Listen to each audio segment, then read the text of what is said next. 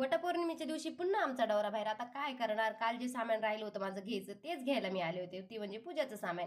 आता पूजाचं मी सगळं सामान घेतलं. आज सोमवारचा बाजार होता, आता म्हटलं चला लगे हात बाजार बी घेऊ.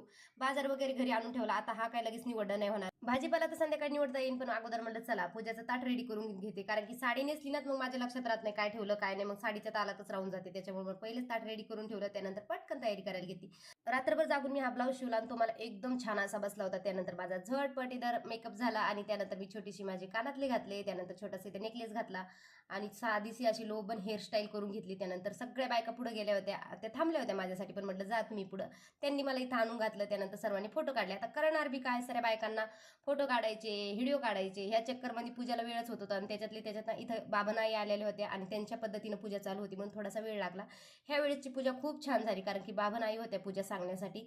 त्यानंतर सर्वांच्या ओट्या भरल्या. मी बघत नाही 7-5 जणी असं काही, ज्या ओढ्या भेटतात तेवढ्याचे मी ओट्या भरून घेते. महादेवाच्या मंदिरात गेलो तर बघतो तर काय महादेवाच्या अंगावर सर्वांनी आंबे गहू हे टाकून ठेवलं होतं.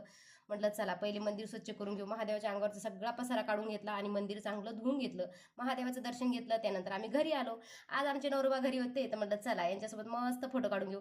थोडेसे फोटो वगैरे काढून घेतले. आता फोटो काढले, पूजा झाली, पण जेवणाचं काय, तर जेवणाचं हेच की माझी मैत्रीण मस्त अशी मांडे बनवणार होती, मग तिला मी मांड्याची ऑर्डर दिली होती. 2 मांड्यामध्ये आमचं होऊन जातं, कारण की तो मांडा राहतोच एवढा मोठा. ज्यांना कोणाला ऑर्डर द्यायची असेल ना तर तुम्ही देऊ शकता. इथं ही छान अशी मांडे बनवती. संध्याकाळी मी भाजीपाला निवडून घेतला आणि त्यानंतर मस्त असं जेवण वगैरे करून घेतलं. आमटी रशी मी घरीच बनवली होती. चला तर बाय. श्री स्वामी समर्थ.